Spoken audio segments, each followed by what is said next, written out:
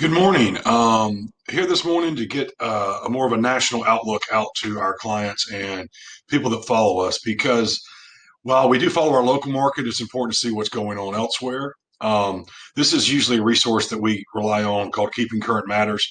We've found that the information has been very accurate throughout the last couple of years we've been following it, and we'd like to share this information and kind of put it through to a filter. The reality is that there's so much information out there now for buyers and sellers that it can be confusing. Even myself yesterday as a real estate broker, I had a voicemail of someone pretending to be interested in buying my house, and they had heard from a guy named Jason that maybe I might want to sell. And then a person in the background would say, wait a minute, I think it was Jim. And it was just such a deceptive voicemail. There's so much information out there designed to get you to act and do something incorrectly, or quite frankly, just take advantage. So we want to make sure you have as much information in the right vein as possible. So let's get started here, and here we go. Let me get myself out of the way. So what we've seen in the local market is a little bit of cooling off. It's still very hot, so I kind of chuckle. It's not like it's not a strong market, but it has been cooling off a little bit. And basically, the Zelman's June broker report showed that the home buyer demand rating actually went down a little bit. This is the first time it's gone down, really, since we started coming out of the shutdowns of the pandemic. So it went down from 88 to 86. Not a big jump, but it did. And the another poll that was done by the Home Purchase Sentiment Index, which is just how people are feeling about it, is responders who say it's a good time to buy. In June 2020, 61%, 52% in December, 47% in April, and we're now down at a low of 35%. And this is not reality, it's just how people are feeling. And that kind of makes it feel like maybe we're hitting a point where buyers are getting a little tired. And then this is the showing time index, and I will go on record. I do not care for showing time, but a lot of agents use it. And long and short, you can see in January of 2021, the amount of showings was up at 235, 240, all time high in May at 283, 280.7. And then it comes down to 248. So we're actually trending back down a little bit. And that's just activity going through one resource that agents use to book real estate showings. The realities of buyer fatigue. And that's what I want to talk about because we've reached a point that a lot of sellers sort of feel like there's no way they can lose, and justifiably so. It's been such a low demand market. But buyers are getting a little tired, and it's starting to show a little bit. We've seen record price appreciation, we've seen extremely low inventory, and record percentage of sales going over list. So we've also seen days on market go down, and that coupled with low interest rates. What we're seeing is some buyers are getting out of the market. So they might enter it next January, but that's part of the reason that we're seeing a little bit of a what I hope will be a normalization, and what I do think some of our information will trend towards. So, months of inventory of homes for sale. Now, one of the things we do know is that it is a seller's market, and is it going to flip? Well, I would not say that. I mean, if you look at what happened in 2008, 2010, we're a far cry from that as far as inventory. And it'd be great to be in closer to a more neutral market, but it is going to remain basically a seller's market. It's just going to hopefully be trending towards a little more typical market time. Equity has skyrocketed. We all know this, but I mean, the average gain in equity over mortgage homes has been almost $34,000. The average equity in mortgaged homes is currently 216,000, and basically we've seen an almost 20% growth in equity for mortgaged homes. So, things are still very good. There's not exactly going to be, some bubble bursting in this. It's just that we've gone so fast, we need to cool off, and I think we're starting to see that maybe the second half of the year. Um, you know, we're seeing a gain in inventory. We saw this in Athens. I pointed out that in the month of June, when we compared 2021 to 2019, we had roughly almost 70 to 90 more homes come to market in Clark and Oconee.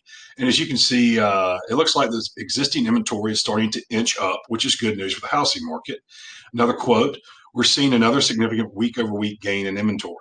And then the chief economist at the National Association of Realtors, supply is expected to improve. So these are good news really for everybody, not just for home buyers, but it's good news to kind of trend towards a more normal market with predictable gains in equity. And inventory levels of single family homes. As you can see in January, let me move myself a little bit more. 870,000, 870,000 in February. This was like peak when it was just probably the craziest it was. We got a few more in March. We came up a little bit more in April, and now we're finally over a million, which is still a very low supply of what we need. But I think we'll see in June and July, once we look back at these numbers, that's going to continue to trend in that direction. Now, we've seen some listing growth, and that's good. But we're also seeing that sellers are entering the market later in the year. And that's been a little surprising. Most people don't usually wait till July and August. But thanks to COVID, we've seen that kind of traditionally way of going to market change. So I think now that we're in July, we might see more listings just as a matter of people are kind of changing their habits come to market between July and December. Let me go back to that. There are some things I do think sellers should be aware of. Don't be too unrealistic. We are reaching a more normalized market or a seller's market, but just not as hot as before. If you price too high, you will sit. If you're thinking about selling, it's very active now. You might want to really weigh, is this really the time? Because, once we start heading down a few years from now, things will adjust. And depending on your property, it might be where it's located is a perfect time to sell. And then again, it might be better to wait. Now, what do we think we're going to see in the second half of 2021? And again, we're not saying it's going to happen, but all the things seem to point this way. So as you can see in the third quarter of 2021, we're predicting interest rates by these Freddie Mac, Fannie Mae, and AR probably averaging a little over 3%, which is still great. Quarter four, they're going predictably 3.3, and then in the 2022, you're getting more in that 3.5 range. Now, again, it's hard to know if that's actually going to happen, but it does seem to be everybody's forecast that interest rates are going up. And however, I will note those interest rates on the screen are still fantastic. Um, Home price forecast. So they have been going up and predicted by equities of 10.6%, 10.3, 9, almost 9.5, 8% by Fannie Mae, and 6.6 by Freddie Mac. All of these are predicting home prices to go up, not come down.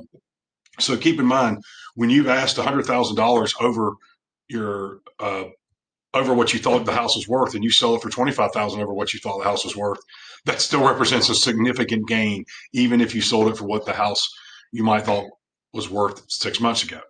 So we do predict to see an average over 5 to close to 10 in the home equity gain. Percentage of mortgages in forbearance are decreasing. In the beginning of the pandemic, there was a huge narrative of forbearance, be scared, mortgage crisis, real estate bubble. It just doesn't appear that that's going to happen. As you can see, the amount of people in forbearance has tremendously gone down. Even if all these people were to come on the market, they cannot create the supply to overwhelm the demand. And furthermore, most of these people have significant equity in their homes and could sell and still walk away with cash. So that narrative needs to move out of your head.